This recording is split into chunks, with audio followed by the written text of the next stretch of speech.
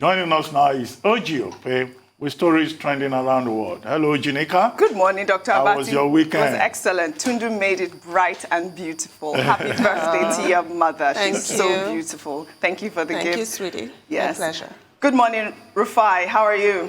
Thank you so much, Oji, and by extension, thank you too, Tundu. Yes. That was spectacularly spectacular. And we missed you on Friday. And we missed you on Friday. Yes. Thank you so much for that. Oji, you're looking radiant. Oh, thank you. Is this burgundy? It's burgundy. This is maroon or burgundy? I call it burgundy. Okay, darling, great. I call it burgundy. Darling, no. No, darling. Well, all right. Good morning to you, viewers. Here are some of the stories that are trending across the globe. In the United States, for the first time in more than 2 decades, Virgin Galactic, Sir Richard Branson's private spaceship company, completed its first manned spaceflight from its new home port in New Mexico. It is touted the first commercial space line to take paying customers into outer space. In the United Kingdom, it's a motto fit for a king. A video of the Duke of Cambridge, Prince William, driving an electric off-road racing car in Scotland tops the trend. In France, the Paris Wax Museum has unveiled their latest guest, President Joe Biden.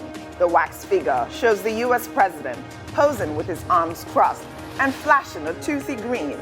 The Wax Museum has been closed since late October for the COVID-19 pandemic and will reopen on Wednesday. In North Korea, reports of the supreme leader Kim Jong-un banning mullet hairstyles and skinny jeans over fears that alleged decadent Western culture will influence young North Koreans, set Twitter abuzz. In Nigeria, photos of the first female squad, established by the country's Security and Civil Defense Corps to enhance and provide security against bandit attacks in schools, has made the rounds.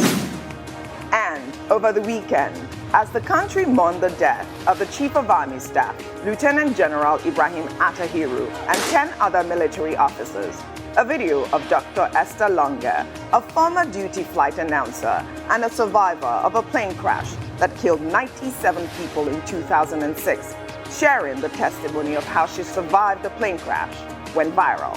Literally the same way I was sitting in the air is how I was landed on the ground.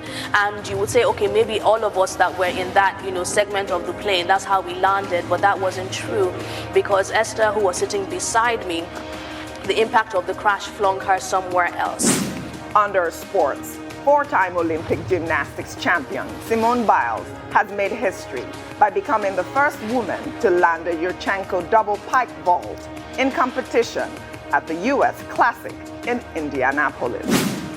Finally, under entertainment, some members of music legend Michael Jackson are reportedly considering legal action against journalist Martin Bashir in the wake of the Lord Dayson report that slammed the journalist of unethical practices. The Jackson family claimed that Bashir manipulated footage in his 2003 documentary, Living with Michael Jackson, and tricked Michael the same way he tricked Princess Diana, and also blamed him for the King of Pop's untimely death.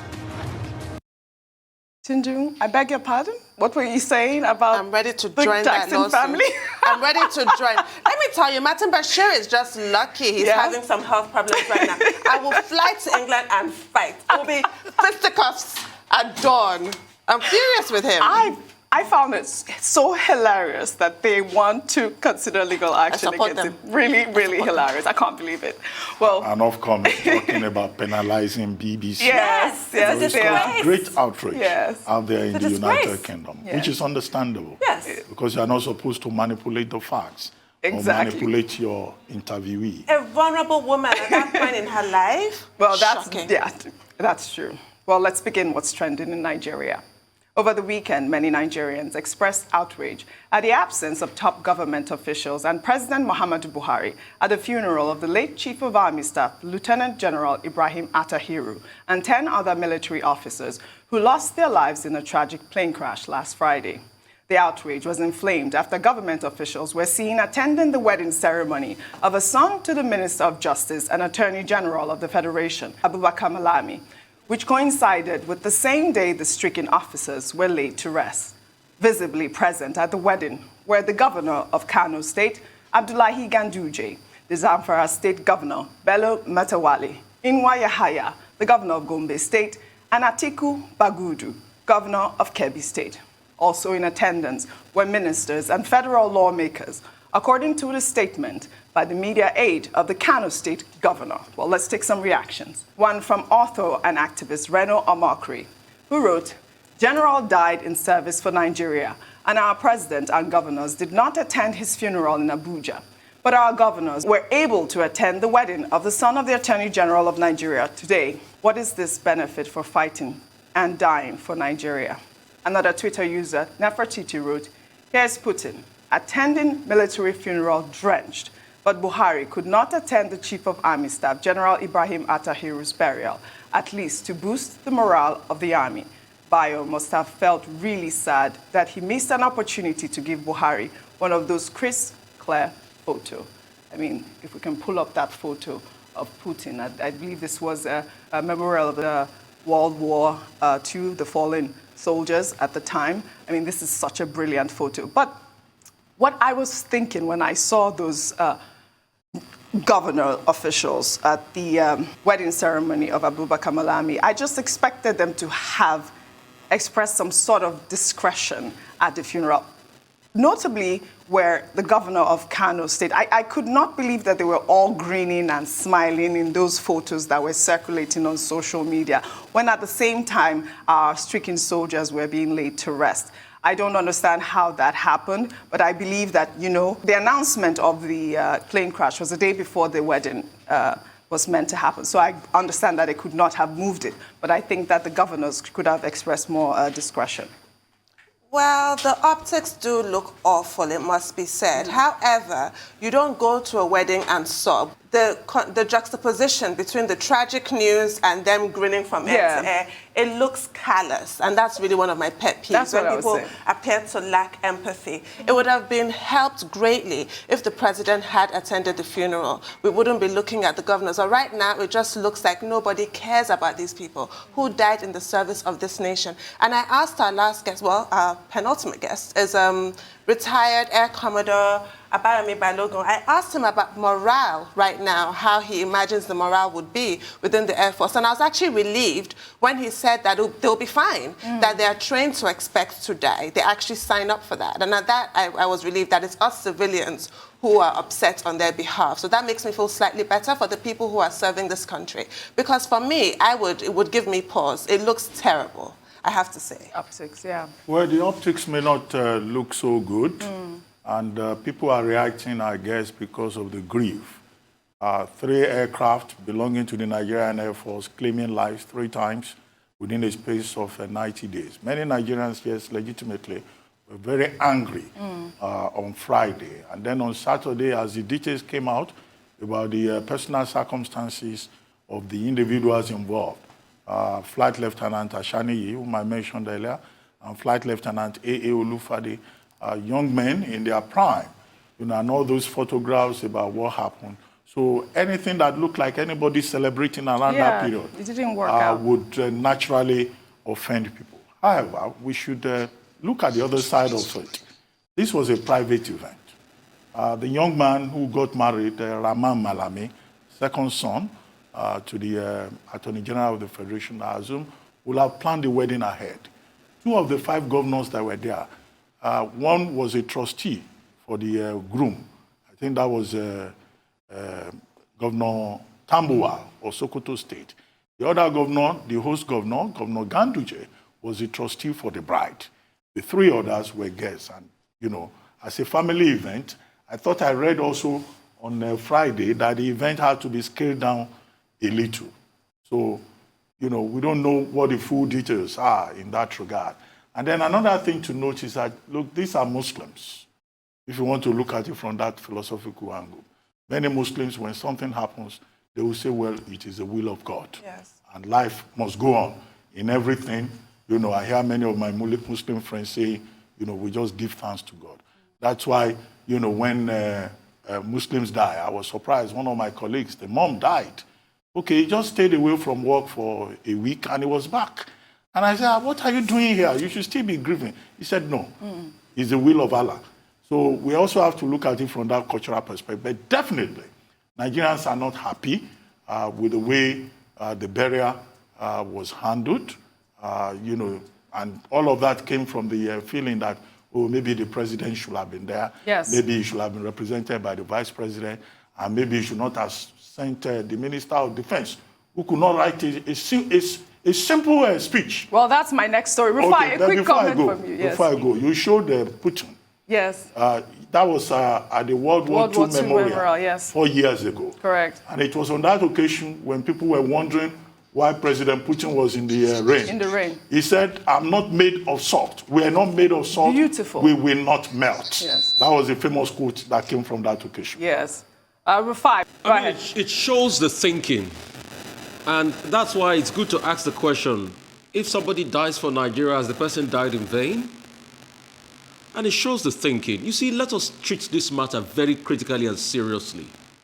I am really offended that the Attorney General of the Federation could go ahead with his son's wedding where the Chief of Army Staff, in the midst of a war, lost his child.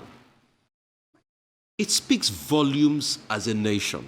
At a time like this is a rallying cry. The Attorney General will never say he doesn't understand or feels the pulse of the nation at a time like this.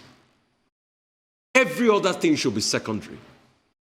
We should all come together and mourn the dead. Not just the Chief of Staff, other valiant soldiers. Because I don't even like the reportage. We're acting like, oh, it's only the Chief of Staff, the Chief of Army Staff, like other people don't amount to anything. Those people too have families and lives, and we should mourn them. And the fact that it took them 3 days to remember to fly flag at half-mast, when that should be the first thing. Shameful. Really. Painful stuff. Very shameful. Couple of years ago, I was in Paris when Charles Aznavour died. A singer. And you needed to see the way the French celebrated the death of a singer.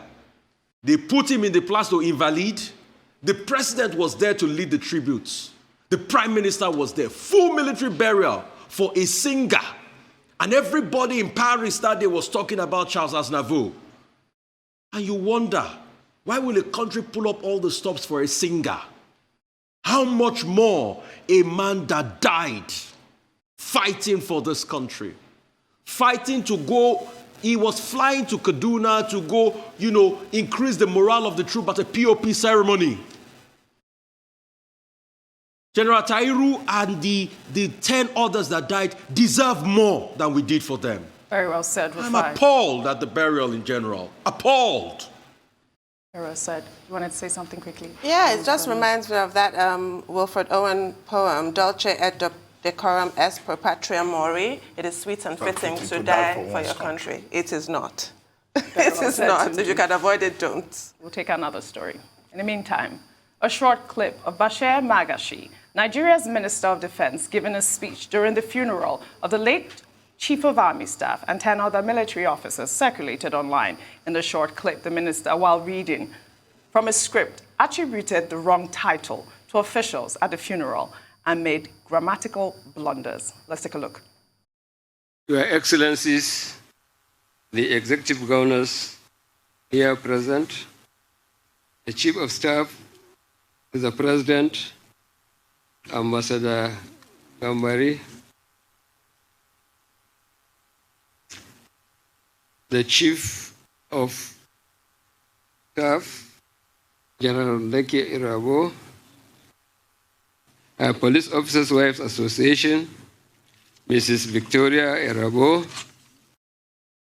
the National President, Nigerian Army Officers' Wives Association, Mrs. Fatih Attahiru,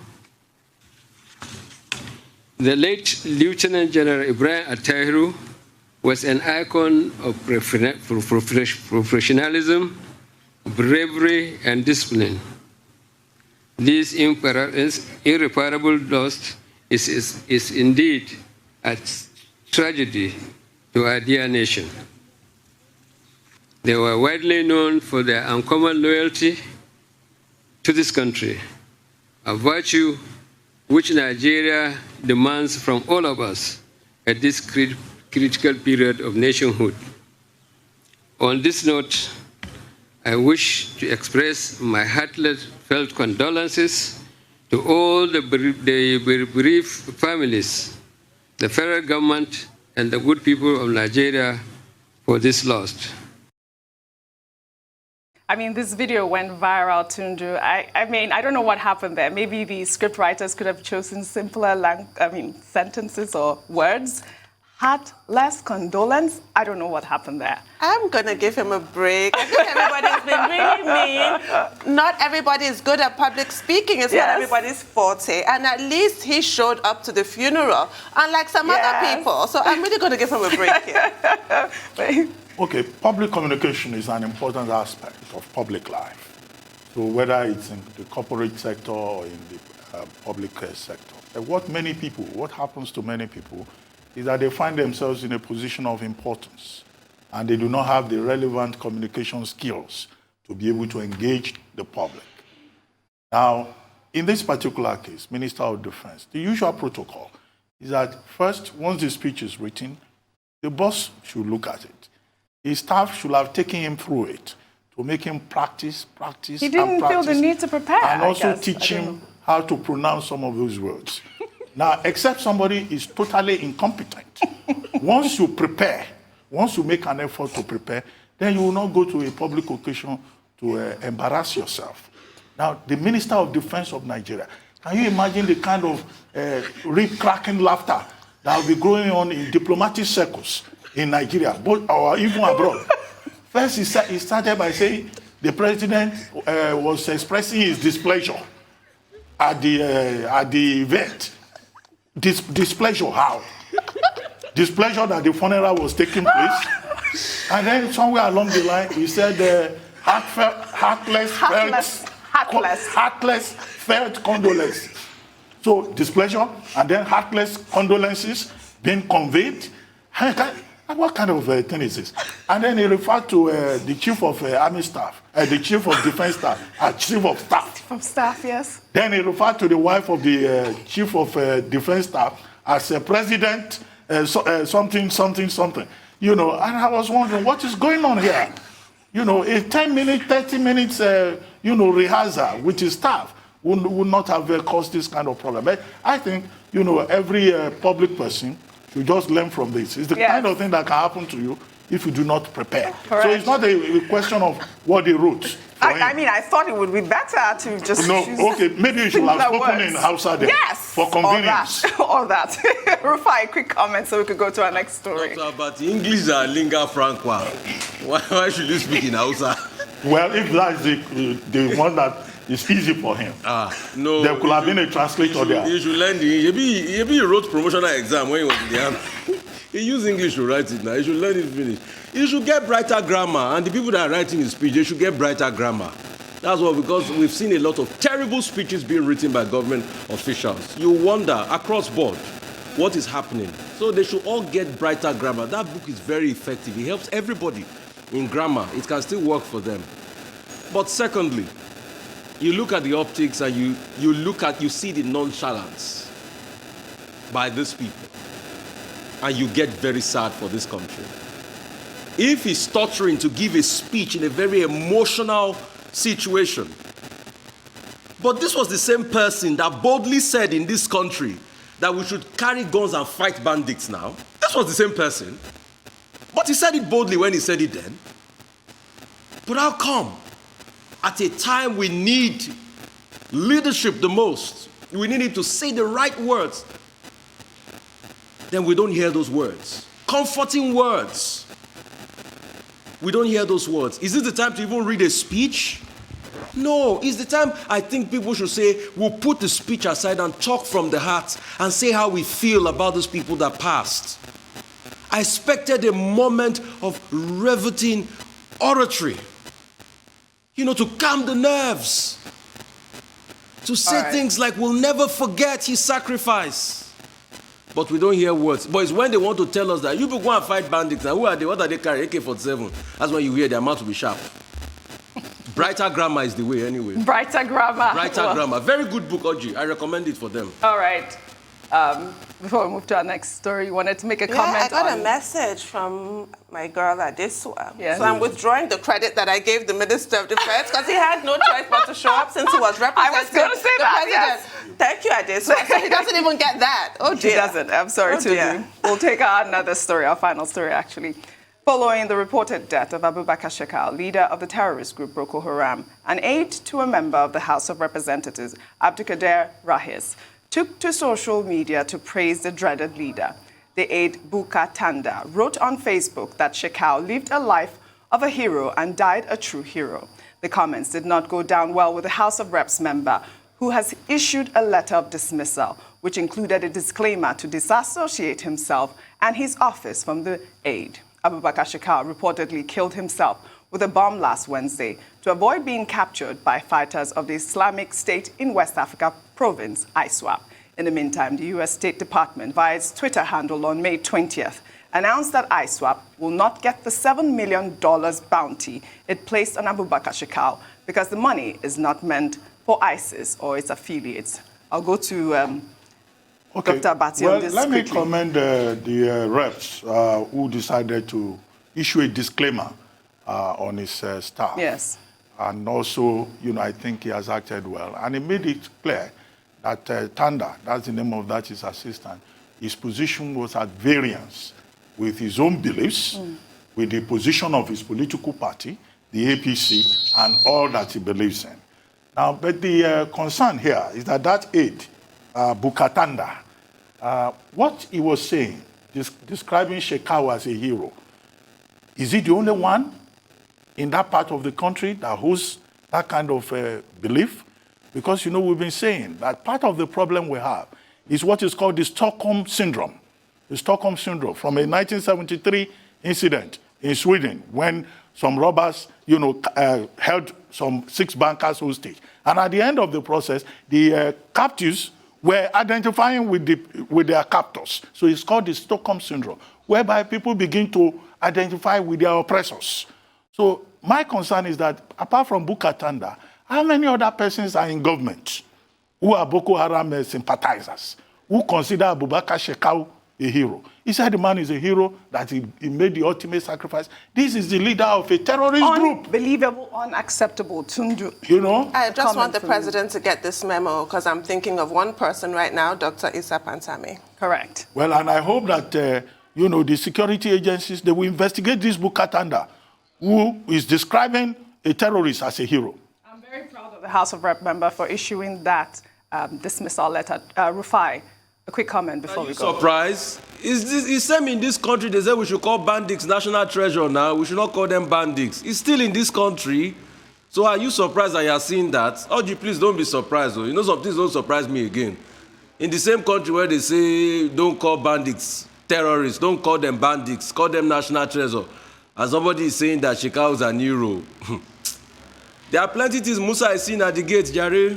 What have we not seen in this country? Well, that's all I have for you guys on What's Trending today. Thank you very much. Thank you, See you, Thank you Dr. very Abati. much. Thank you, Rufai. See you tomorrow.